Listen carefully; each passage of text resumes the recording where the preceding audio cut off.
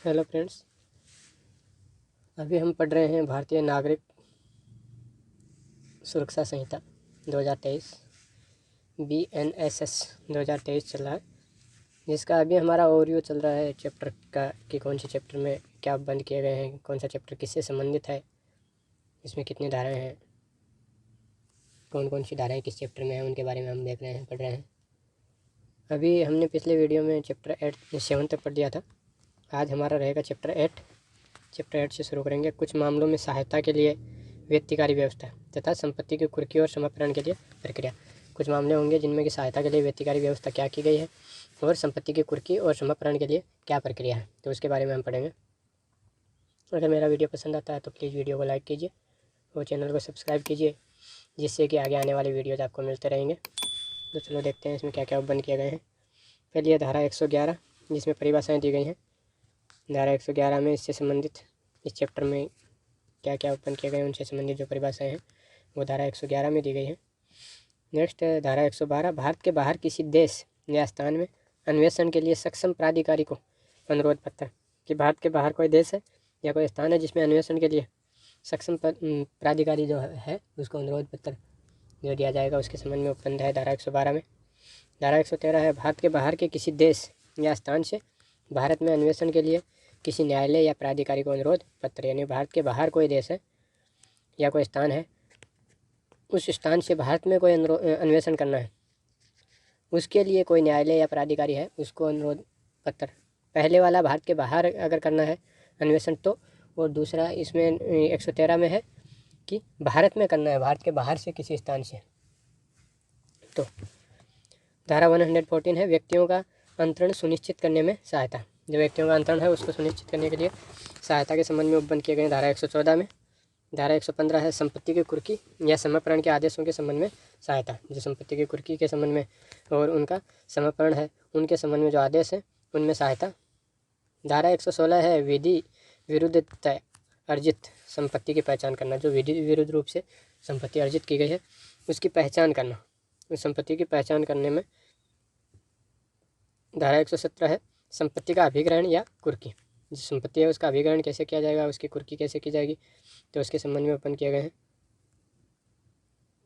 Next है धारा 118 इस अध्याय के अधीन अभिग्रहित या समाप्त संपत्ति का प्रबंध। जो इस अध्याय चैप्टर नंबर 8 के अंतर्गत कोई संपत्ति अगर अभिग्रहित की गई है या समाप्त की गई है तो उसका कैसे प्रबंध किया जाएगा, उसके संबंध में धारा 118। धारा 119 है संपत्ति के समाप्रण की सूचना। जो संपत्ति है उसका समाप्रण की सूचना किसको दी जाएगी, कैसे दी जाएगी, किन तरीक़ों से दी जाएगी, वो ओपन किए गए धारा 119 में। धारा 120 है कतिपय मामलों में संपत्ति का समापन। कुछ मामले हैं जिनमें कि संपत्ति का समापन किया जाएगा तो उसके संबंध में ओपन किया गया है। धारा 121 है समापन के बदले जुर्माना।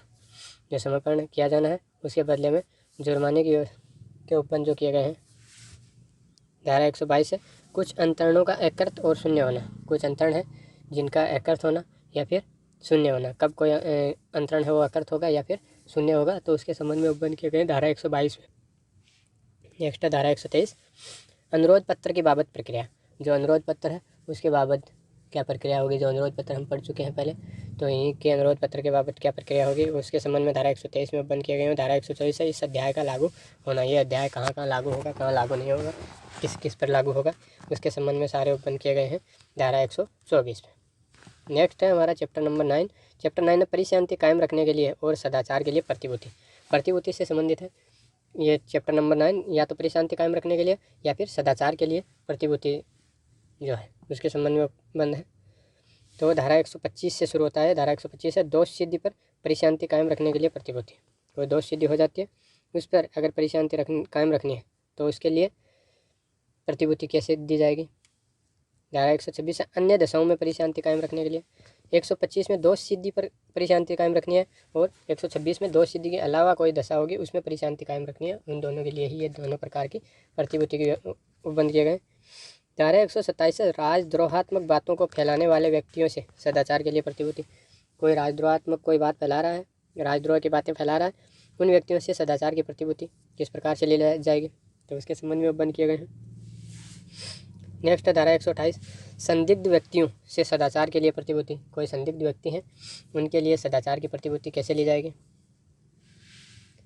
धारा 129 आभ्यासिक अपराधियों से सदाचार के लिए प्रतिभूति, जो आभ्यासिक अपराधी हैं जिनका अभ्यास हो चुका है, मतलब अभ्यास है वो अपराध का करते रहते हैं, तो उनसे सदाचार की प्रतिभूति कैसे ली जाएगी। धारा 130 है आदेश का दिया जाना, जो आदेश है उसका दिया जाना। और धारा 31 है न्यायालय में उपस्थित व्यक्ति के बारे में प्रक्रिया, जो न्यायालय में उपस्थित व्यक्ति जो न्यायालय में उपस्थित होता है उसके बारे में क्या प्रक्रिया अपनाई जाएगी। तो ये धारा 131 हो गया। नेक्स्ट है धारा 132।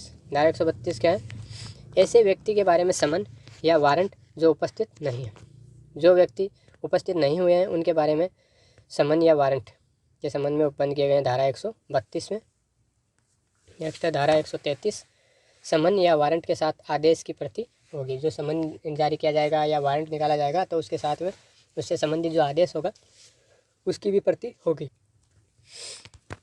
नेक्स्ट है धारा 134 व्यक्तिक हाजिरी से अभिमुक्ति देने की शक्ति, जो व्यक्तिक हाजिरी है उससे अभिमुक्ति देने की शक्ति होगी कि अगर किसी व्यक्ति को व्यक्तिगत रूप से हाजिर नहीं होना है, उसको व्यक्तिगत रूप से हाजिर होने के लिए अभिमुक्ति प्रदान कर दी गई है, तो वो किस धारा के अंतर्गत की जाएगी, धारा 134 में। और धारा 135 है इतिला की सच्चाई के बारे में जांच, जो इतिला है जानकारी है उसकी सच्चाई के बारे में जांच की जाएगी, धारा 135 में। धारा 136 है प्रतिभूति देने का आदेश, जो प्रतिभूति दी जाएगी उसके बारे में आदेश दिया गया है धारा 136 में। नेक्स्ट है धारा 137। धारा 137 है उस व्यक्ति का उन्मोचन जिसके विरुद्ध इतिला दी गई है, जिस व्यक्ति के विरुद्ध इतिला दी गई है तो उस व्यक्ति का उन्मोचन कैसे किया जाएगा, वो आएगा धारा 137 में। नेक्स्ट है धारा 138 जिस अवधि के लिए प्रतिभूति अपेक्षित की गई है उसका प्रारंभ, जो अवधि है उसके लिए प्रतिभूति अपेक्षित की गई है उसका प्रारंभ कैसे होगा। नेक्स्ट है धारा 139 बंद पत्र की अंतर्वस्तुएं, जो बंद पत्र लिया जाएगा उसकी अंतर्वस्तुएं क्या होगी, उसमें क्या क्या शामिल होगा, क्या क्या बातें शामिल होगी। धारा 140 है प्रतिभूओं को अस्वीकार करने की शक्ति, जो प्रतिभू दिए जाएंगे उनको अस्वीकार करने की शक्ति किसके पास है और किस आधार पर अस्वीकार उनको किया जा सकता है, तो वो आएगा धारा 140 में। धारा 141 है प्रतिभूति देने में व्यतिक्रम होने पर कारावास, अगर प्रतिभूति देने में व्यतिक्रम होता है किसी प्रकार का तो कारावास के क्या उपबंध किए गए हैं, उनको क्या सज़ा मिलेगी, कैसे कितना कारावास दिया जा सकेगा। नेक्स्ट है धारा 142 प्रतिभूति देने में असफलता के कारण कारावासित व्यक्तियों को छोड़ने की शक्ति, जो प्रतिभूति देने के लिए असफल व्यक्ति हैं धारा 141 में उसमें क्या किया गया था, उसको कारावास दिया गया था। अब धारा 142 में ये बताया गया था कि उनको छोड़ा कब जा सकता है, कैसे छोड़ा जा सकता है जो प्रतिभूति देने में असफल हुए हैं उन लोगों को कारावास से। और लास्ट धारा है चैप्टर 9 की बंद पत्र की शेष अवधि के लिए प्रतिभूति, कोई बंद पत्र है उसकी जो अवधि बच गई है शेष अवधि के लिए प्रतिभूति के संबंध में क्या बंद किए गए हैं, तो आएंगे धारा 143 में। इस प्रकार चैप्टर 9 कंप्लीट हो गया। नेक्स्ट है चैप्टर 10। चैप्टर 10 है पत्नी संतान और माता पिता के भरण पोषण के लिए आदेश। भरण पोषण किस किस का हो सकता है, पत्नी का हो सकता है, संतान का हो सकता है या फिर माता पिता का हो सकता है। तो इनके भरण पोषण के संबंध में क्या क्या आदेश दिए गए हैं, तो आदेश आएंगे इसमें 4 धाराएं हैं टोटल। धारा 144 है पत्नी संतान और माता पिता के भरण पोषण के लिए आदेश, इनके भरण पोषण के लिए आदेश दिया जाएगा। धारा 145 में है इसकी प्रक्रिया, भरण पोषण के लिए आदेश की क्या प्रक्रिया है और आदेश के पश्चात क्या प्रक्रिया निभाई जाएगी, किस प्रकार से भरण पोषण कराया जाएगा।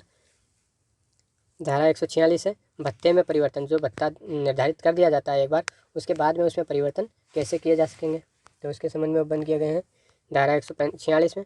और धारा 147 है भरण पोषण के आदेश का परिवर्तन, जो भरण पोषण का आदेश दिया गया है उसका परिवर्तन किस प्रकार से कराया जाएगा, तो वो आएगा धारा 147 में। तो इस प्रकार टोटल 4 धाराएं हैं चैप्टर 10 में, पत्नी संतान और माता पिता के भरण पोषण के लिए आदेश।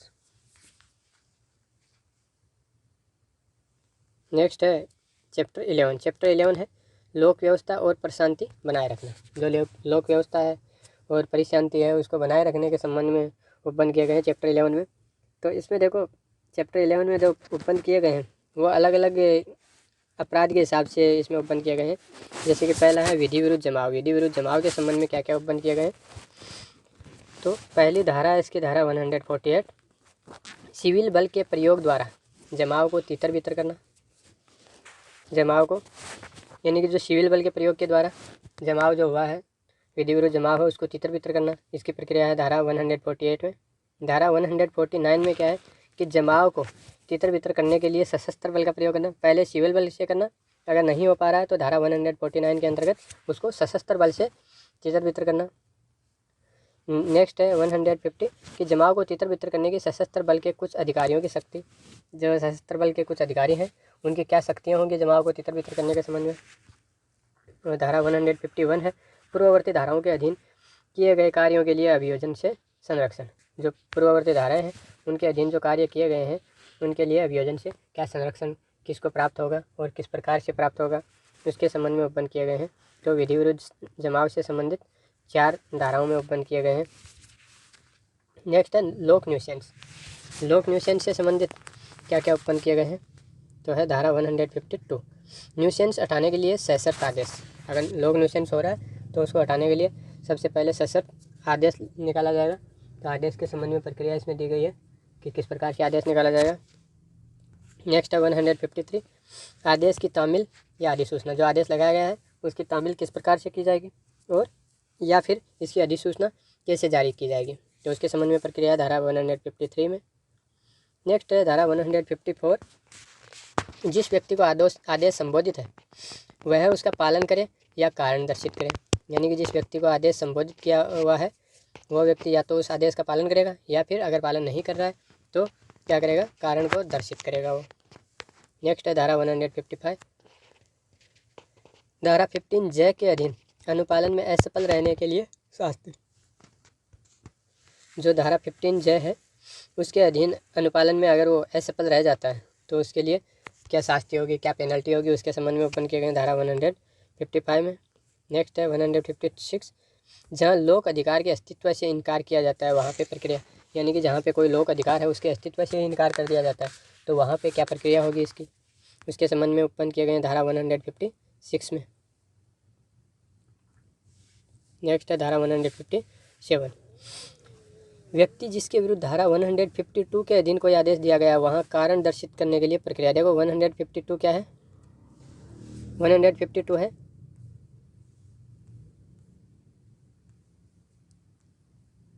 न्यूसेंस हटाने के लिए शर्त। जो न्यूसेंस हटाने के लिए शर्त है 152। तो देखो 157 में ये बताया गया व्यक्ति जिसके विरुद्ध धारा 152 के अधीन कोई आदेश दिया गया है। तो जिस व्यक्ति को न्यूसेंस हटाने के लिए सशर्त कोई आदेश दिया गया है वहाँ कारण दर्शित करने के लिए प्रक्रिया। अगर उसको सशर्त आदेश के लिए आदेश दिया गया है तो कारण दर्शित करने की प्रक्रिया की वो कारण बताया जाएगा उस कारण को दर्शाना है तो उसके संबंध में क्या प्रक्रिया है वो आएगा धारा 157 में। नेक्स्ट है धारा 158 स्थानीय अन्वेषण के लिए निर्देश देने और विशेषज्ञ की परीक्षा करने की मजिस्ट्रेट की शक्ति। जो स्थानीय अन्वेषण है उसके लिए निर्देश देने की और विशेषज्ञ की परीक्षा करने की मजिस्ट्रेट की जो शक्तियाँ हैं वो आएंगी धारा 158 में। नेक्स्ट है धारा 159 मजिस्ट्रेट की लिखित अनुदेश आदि देने की शक्ति। जो मजिस्ट्रेट है उसकी लिखित अनुदेश देने की शक्ति क्या है उसके बारे में ओपन किया गया धारा 159 में। नेक्स्ट है 160 आदेश अंतिम कर दिए जाने पर प्रक्रिया और इसकी अवज्ञा के परिणाम। अगर कोई आदेश अंतिम कर दिया जाता है तो उसकी क्या प्रक्रिया होगी और अगर आदेश अंतिम कर दिया जाता है तो उसकी अवज्ञा अगर की जाती है तो उसके क्या परिणाम होंगे अवज्ञा करने पर क्या परिणाम होंगे तो वो बंद किए गए इसमें। धारा 161 है कि जांच के लंबित रहने तक व्यादेश। जो जांच है उसके लंबित रहने तक व्यादेश जो दिया जाएगा वो कौन दे सकेगा और किस प्रकार से दिया जाएगा उसके संबंध में ओपन किए गए इसमें। धारा 162 है मजिस्ट्रेट लोक न्यूसेंस की पुनरावृत्ति या उचित चालू रखने का प्रतिषेध कर सकता है। मजिस्ट्रेट क्या कर सकता है जो लोक न्यूसेंस है उसकी पुनरावृत्ति का प्रतिषेध कर सकता है या फिर उसे चालू रखने का प्रतिषेध कर सकता है। ये पावर दिया गया है धारा 162 के अंतर्गत मजिस्ट्रेट को। अब तीसरे टाइप का है इसमें कि न्यूसेंस या आशंकित खतरे के अर्जेंट मामले। या तो न्यूसेंस के या फिर कोई आशंकित खतरा है उसके अर्जेंट मामले आएंगे इसके अंतर्गत। तो इसकी पहली धारा 163 न्यूसेंस या आशंकित खतरे के अर्जेंट मामलों में आदेश जारी करने की शक्ति। जो भी न्यूसेंस से या आशंकित खतरे हैं जो उसके अर्जेंट मामले अगर कोई आएंगे तो उनमें आदेश जारी करने की शक्ति किसको प्राप्त है उसके संबंध में उपबंध है इस धारा 163 में। नेक्स्ट है स्थावर संपत्ति के बारे में विवाद। कोई स्थावर संपत्ति है उसके बारे में अगर कोई विवाद हो जाता है तो उसके संबंध में उपबंध है। धारा 164 है, जहाँ भूमि या जल से संबंध विवादों से परिशांति भंग होना संभाव्य है वहाँ प्रक्रिया। जहाँ पे भूमि से या जल से संबंध कोई विवाद है, उनसे परिशांति भंग होने की संभाव्यता है, तो वहाँ पे क्या प्रक्रिया अपनाई जाएगी। नेक्स्ट है धारा 165, विवाद की विषय वस्तु का कुर्क करने की और रिसीवर नियुक्त करने की शक्ति। जो विवाद की विषय वस्तु है उसको कुर्क करने की शक्ति और रिसीवर नियुक्त करने की शक्ति।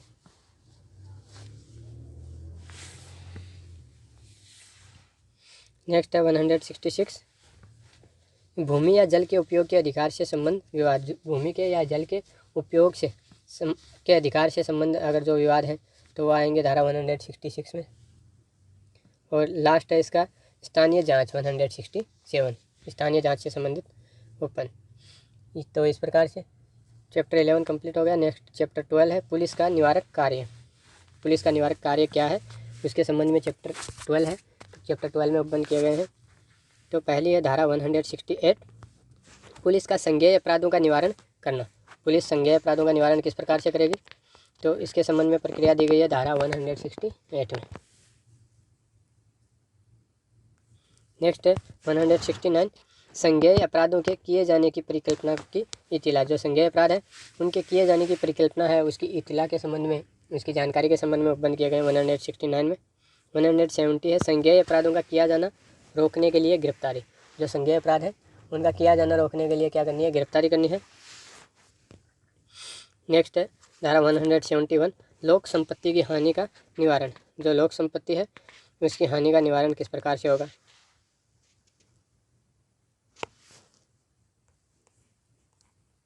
और चैप्टर 12 की लास्ट धारा है धारा 172, व्यक्तियों का पुलिस के युक्तियुक्त निर्देशों के अनुरूप बाध्य होना। जो व्यक्ति हैं उनका पुलिस के युक्तियुक्त निर्देश हैं उनके अनुरूप बाध्य करने के लिए क्या उपबंध किए गए हैं। अब नेक्स्ट है चैप्टर 13। चैप्टर 13 है पुलिस को इतिला और उनके अन्वेषण करने की शक्ति। पुलिस को इतिला किस प्रकार से दी जाएगी इसके बारे में जो प्रक्रिया हो और इसके अन्वेषण की शक्तियाँ हैं, पुलिस के अन्वेषण करने की शक्तियाँ हैं उनके संबंध में उपबंध है चैप्टर 13 में। तो धारा 173 है संज्ञेय मामलों में इतिला। जो संज्ञेय मामले हैं उनमें पुलिस को इतिला। 174 है असंज्ञेय मामलों के बारे में इतिला और ऐसे मामलों का अन्वेषण। संज्ञेय पहले 173 में संज्ञेय मामलों के संबंध में है, 174 में असंज्ञेय मामलों के बारे में इतिला है और ऐसे मामलों में अन्वेषण है। 175 है संज्ञेय मामलों का अन्वेषण करने की पुलिस अधिकारी की शक्ति। जो संज्ञेय मामले हैं जिनकी 173 के अंतर्गत इतिला दी गई थी उनके मामलों के बारे में अन्वेषण करने की पुलिस अधिकारी की क्या शक्ति है। और नेक्स्ट है अन्वेषण के लिए प्रक्रिया। अन्वेषण के लिए प्रक्रिया क्या अपनाई जाएगी, क्या प्रक्रिया है अन्वेषण की। नेक्स्ट 177 है रिपोर्ट कैसे दी जाएगी, इनकी रिपोर्ट कैसे दी जाएगी इसके संबंध में उपबंध किया गया 177 में। 178 है कि अन्वेषण या प्रारंभिक जांच करने की शक्ति। या तो अन्वेषण की या फिर इसकी किसी मामले के बारे में प्रारंभिक जांच करने की शक्ति किसको प्राप्त है और क्या शक्ति है उसके बारे में उपबंध किए गए हैं इसमें। धारा 179 है साक्षियों की हाजिरी की अपेक्षा करने की पुलिस अधिकारी की शक्ति। जो साक्षी हैं उनकी हाजिरी की अपेक्षा करने के लिए पुलिस अधिकारी की क्या शक्तियाँ होंगी, तो वो आएगी इसमें चैप्टर धारा 179 में। धारा 180 में आएगा पुलिस द्वारा साक्षियों की परीक्षा। पुलिस है वो साक्षियों की परीक्षा किस प्रकार से लेगी, तो आएगा धारा 180 में। नेक्स्ट है 181 पुलिस को किया गया कथन तथा उसका उपयोग। जो पुलिस को अगर कथन किया जाता है किसी व्यक्ति द्वारा किसी अपराधी द्वारा तो और उसका उपयोग कहाँ किया जा सकता है और कहाँ नहीं किया जा सकता उसके संबंध में उपबंध किए गए 181 में। 182 है कोई उत्प्रेरणा नहीं दिया जाना। पुलिस से संबंधित कार्यवाही है तो इसमें किसी अपराधी को अगर पकड़ा जाता है उससे जांच पड़ताल हो रही है अन्वेषण हो रहा है तो उत्प्रेरणा का नहीं दिया जाना उसी से संबंधित है। नेक्स्ट है धारा 183 संस्वीकृतियाँ और कथनों को अभिलिखित करना। जो भी संस्वीकृति की जाएगी जो कथन किया जाएगा पुलिस के सामने उसको अभिलिखित किया जाना। नेक्स्ट है 184 बलात्संग के पीड़ित व्यक्ति की चिकित्सीय परीक्षा। जो बलात्संग का पीड़ित व्यक्ति है उसकी चिकित्सा परीक्षा करने के संबंध में उत्पन्न किए गए हैं इसमें धारा 184 में। नेक्स्ट है 185 पुलिस अधिकारी द्वारा तलाशी। कोई पुलिस अधिकारी है तो उसके द्वारा तलाशी के संबंध में क्या उपबंधन, कैसे वो तलाशी ले सकता है, क्या प्रक्रिया है। नेक्स्ट है 186, पुलिस थाने का भार साधक अधिकारी कब किसी अन्य अधिकारी से तलाशी वारंट जारी करने की अपेक्षा कर सकता है। पुलिस थाने का अगर कोई भार साधक अधिकारी है तो कब कर सकता है किसी अन्य अधिकारी से तलाशी वारंट जारी करने की अपेक्षा, तो उसके संबंध में ओपन किए गए हैं इसमें। नेक्स्ट है धारा 187, जब 24 घंटे के अंदर अन्वेषण पूरा नहीं किया जा सके तब प्रक्रिया। अगर कोई अन्वेषण चल रहा है और वो 24 घंटे के अंदर पूरा नहीं किया जा सकता है तो उसके संबंध में क्या प्रक्रिया है, तो उसका ओपन किया गया है इसमें। नेक्स्ट है धारा 188, अधीनस्थ पुलिस अधिकारी द्वारा अन्वेषण की रिपोर्ट। जो अधीनस्थ पुलिस अधिकारी है उसके द्वारा अन्वेषण की रिपोर्ट। नेक्स्ट है 189, जब साक्ष्य अपर्याप्त हो तब अभियुक्त का छोड़ा जाना। जब साक्ष्य अपर्याप्त हो, पर्याप्त नहीं हो, उस स्थिति में अभियुक्त को छोड़ने के संबंध में जो प्रक्रिया है वो है धारा 189 में। नेक्स्ट है धारा 190, जब साक्ष्य पर्याप्त है तब मामलों का मजिस्ट्रेट के पास भेज दिया जाना। देखो ऊपर वाली 189 थी कि साक्ष्य जब अपर्याप्त हो तब अभियुक्त का छोड़ा जाना, तब अभियुक्त को किस प्रकार से छोड़ा जाएगा, क्या प्रक्रिया होगी।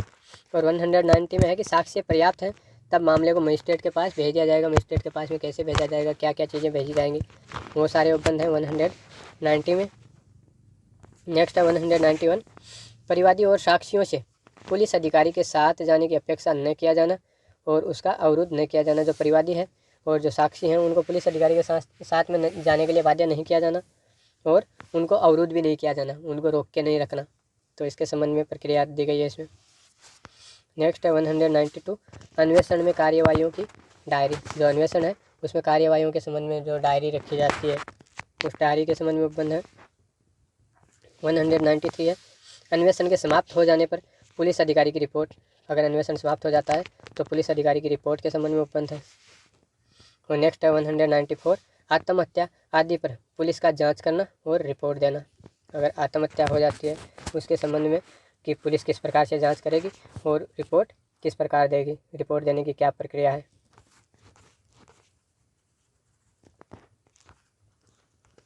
नेक्स्ट है धारा 195, व्यक्तियों को समन करने की शक्ति।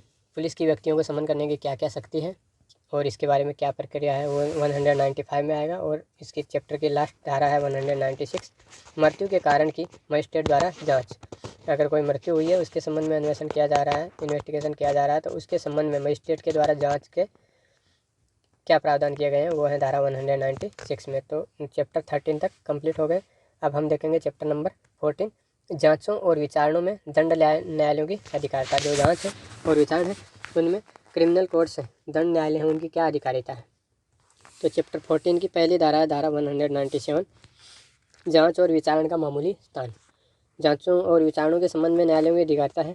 तो सबसे पहले यह है कि जांच और विचारण के लिए मामूली स्थान क्या होगा। कोई भी जांच होगी, विचारण होगा तो उनके लिए स्थान क्या होगा, कहाँ पे होगा, उसके संबंध में उपबंध है धारा 197 में। नेक्स्ट है धारा 198, जांच या विचारण का स्थान। जांच या विचारण के लिए स्थान क्या होगा तो उसके संबंध में। नेक्स्ट है धारा 199, अपराध वहाँ विचारणीय होगा जहाँ कार्य किया गया या जहाँ परिणाम निकला। अपराध का विचारण कहाँ होगा, या तो फिर जहाँ कार्य किया गया या फिर जो कार्य किया गया उसके परिणाम स्वरूप जो परिणाम निकल के आया तो वहाँ पे उसका विचारण किया जाएगा। नेक्स्ट है धारा 200, जहाँ कार्य अन्य अपराध से संबंधित होने के कारण अपराध है वहाँ विचारण का स्थान। यानी कि कोई जो कार्य है वो कोई अन्य अपराध से संबंधित है, इसके कारण वो अपराध है, तो वहाँ विचारण का स्थान क्या होगा उसके संबंध में प्रक्रिया। धारा 201, कुछ अपराधों की दशा में विचारण का स्थान। ये तो हमने सामान्यतः पढ़ लिया था। अब उसके बाद में कुछ ऐसे मामले होंगे, कुछ अलग से मामले होंगे, उनके बारे में जो कुछ अपराध ऐसे होंगे उनकी दशा में विचारण का स्थान जो कि सामान्य से अलग होगा। नेक्स्ट है धारा 202, इलेक्ट्रॉनिक सूचना के साधनों, पत्रों आदि द्वारा किए गए अपराध। जो इलेक्ट्रॉनिक सूचना के साधनों द्वारा अगर किए जाते हैं कोई अपराध या पत्रों के द्वारा कोई अपराध किए जाते हैं तो उनके संबंध में उपबंध किए गए हैं इसमें। नेक्स्ट है धारा 203, यात्रा या जल यात्रा में किया गया अपराध। कोई अगर यात्रा के दौरान या फिर कोई जल यात्रा की जाती है जलमार्ग से तो उसमें अगर अपराध किया जाता है तो उसके संबंध में उपबंध। धारा 204 में एक साथ विचारणीय अपराधों के लिए विचारण का स्थान। अगर कोई अपराध है उनका एक साथ विचारण किया जा रहा है तो एक साथ विचारणीय जो भी अपराध हैं उनके लिए फिर विचारण का स्थान कहाँ होगा उसके संबंध में उपबंध किए गए इसमें। नेक्स्ट है धारा 205, विभिन्न सेशन खंडों में मामलों के विचारण का आदेश देने की शक्ति। जो अलग अलग सेशन खंड होंगे उनमें आदेश देने के लिए क्या शक्ति होगी, तो इसके संबंध में ओपन किए गए धारा 205 में। नेक्स्ट है धारा 206। तो धारा 206 क्या है, संदेह की दशा में उच्च न्यायालय का वह जिला विनिश्चित करना जिसमें जांच या विचारण होगा। कोई संदेह की दशा है तो उस संदेह की दशा में उस न्यायालय का कौन सा जिला कहाँ पे जांच होगी इसके बारे में ओपन करना इस धारा के अंतर्गत आएगा। नेक्स्ट है धारा 207। धारा 207 स्थानीय अधिकारिता के परे किए गए अपराध के लिए समन या वारंट जारी करने की शक्ति। जो स्थानीय अधिकारिता है उससे अगर परे कोई अपराध किया जाता है, स्थानीय अधिकारी सत्ता से बाहर अगर कोई अपराध किया जाता है तो उस अपराध के लिए समन या वारंट जारी करने की शक्ति किसको प्राप्त होगी, किस प्रकार से समन या वारंट जारी किया जा सकेगा। नेक्स्ट है धारा 208 कि भारत से बाहर किया गया अपराध, अगर भारत से बाहर अगर कोई अपराध किया जाता है तो उसके संबंध में क्या ओपन किए गए हैं वो आएंगे इसमें। और लास्ट है धारा 209 चैप्टर 14 की भारत के बाहर किए गए अपराधों के बारे में साक्ष्य लेना। धारा 208 में था कि भारत के बाहर अपराध किए गए हैं उनके संबंध में ओपन थे, और 209 में है भारत के बाहर किए गए अपराध हैं उनके बारे में साक्ष्य किस प्रकार से लिए जाएंगे उनके संबंध में प्रक्रिया है धारा 209 में। अब नेक्स्ट है चैप्टर 15।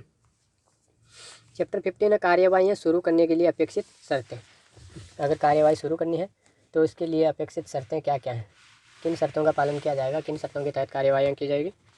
तो पहली है इसकी धारा 210 मजिस्ट्रेटों द्वारा अपराधों का संज्ञान। मजिस्ट्रेट के द्वारा अपराध का संज्ञान लिया जाएगा सबसे पहले। धारा 211 है अभियुक्त के आवेदन पर अंतरण। अगर अभियुक्त आवेदन करता है तो उसके आवेदन पर कब अंतरण किया जा सकेगा और क्या प्रक्रिया रहेगी। धारा 212 है मामले मजिस्ट्रेटों के हवाले करना। जो मामले हैं उनको मजिस्ट्रेट के हवाले कर देना, उनके संबंध में प्रक्रिया।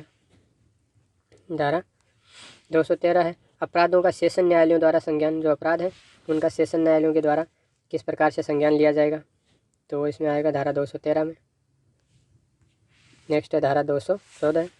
तो धारा 214 क्या है, अपर और सहायक सेशन न्यायाधीशों के हवाले किए गए मामलों पर उनके द्वारा विचारण। जो अपर सेशन न्यायाधीश हैं और सहायक सेशन न्यायाधीश हैं उनको हवाले किए गए मामले हैं उन पर विचारण की क्या प्रक्रिया है। धारा 215 में है लोक न्याय के विरुद्ध अपराधों के लिए और साक्ष्य में दिए गए दस्तावेजों से संबंधित अपराधों के लिए लोक सेवकों के विधिपूर्ण प्राधिकार के अवमान के लिए अभियोजन। जो लोक न्याय के विरुद्ध अपराध हैं उनके लिए और साक्ष्य में दिए गए जो दस्तावेज हैं उनसे संबंधित अपराध के लिए लोक सेवकों का अगर कोई विधिपूर्ण प्राधिकार है और उनका अवमान किया जाता है तो उनके संबंध में अभियोजन लाया जा सकता है धारा 215 के अंतर्गत। तो इसमें प्रक्रिया दी गई है कैसे लाया जाएगा। धारा 216 है कि धमकी देने आदि की दशा में साक्षियों के लिए प्रक्रिया। जो धमकी देने के संबंध में साक्षियों के संबंध में जो प्रक्रिया है उसके संबंध में ओपन किए गए हैं धारा 216 में। नेक्स्ट है धारा 217 राज्य के विरुद्ध अपराधों की दशा अपराधों के लिए और ऐसे अपराध करने के लिए आपराधिक षड्यंत्र के लिए अभियोजन। जो राज्य के विरुद्ध अपराध है उनको करने के लिए और ऐसे अपराध के लिए आपराधिक षड्यंत्र के लिए अभियोजन।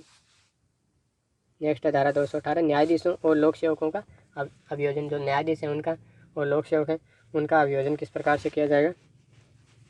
नेक्स्ट है धारा 219 विवाह के विरुद्ध अपराधों के लिए अभियोजन। जो विवाह के विरुद्ध अपराध हैं उनके लिए अभियोजन की क्या प्रक्रिया रहेगी।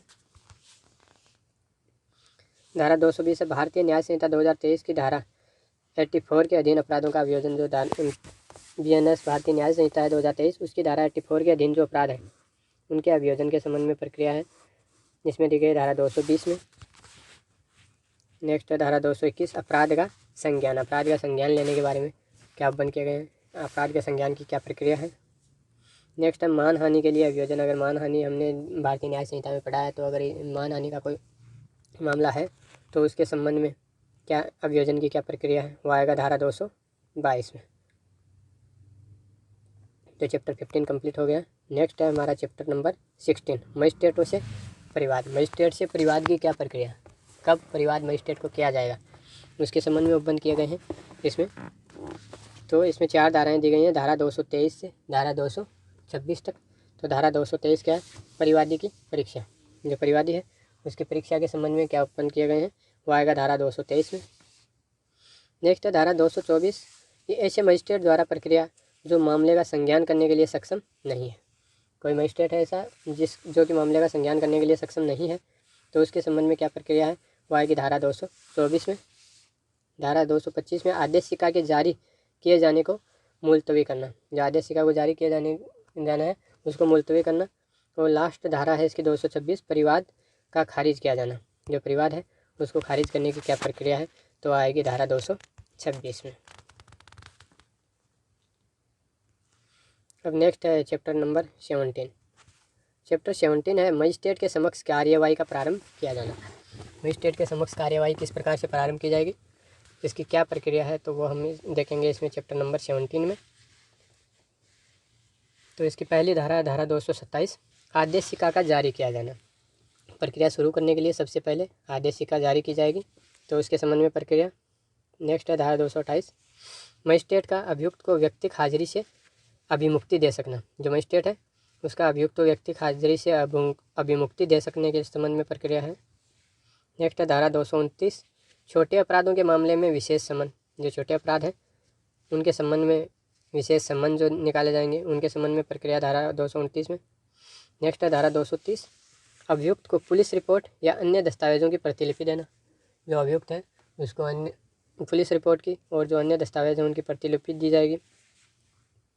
नेक्स्ट है धारा 231, सेशन न्यायालय द्वारा विचारणीय अन्य मामलों में अभियुक्त को कथनों और दस्तावेजों की प्रतिलिपि देना। जो सेशन न्यायालय है उनके द्वारा विचारणीय अन्य मामले हैं, उन मामलों में अभियुक्त के कथनों की और दस्तावेजों की प्रतिलिपियां देने की क्या प्रक्रिया है, तो वह आएगी धारा 231 में।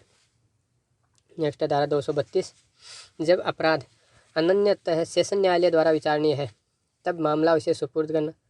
अगर कोई अपराध है वो सेशन न्यायालय द्वारा अनन्यतः विचारणीय होगा तो मामला उसको सुपुर्द करने की क्या प्रक्रिया है, कौन से मामले होंगे जो इस प्रकार से सुपुर्द किए जाएंगे और कौन से जो कि अनन्यतः सेशन न्यायालय द्वारा विचारणीय होंगे।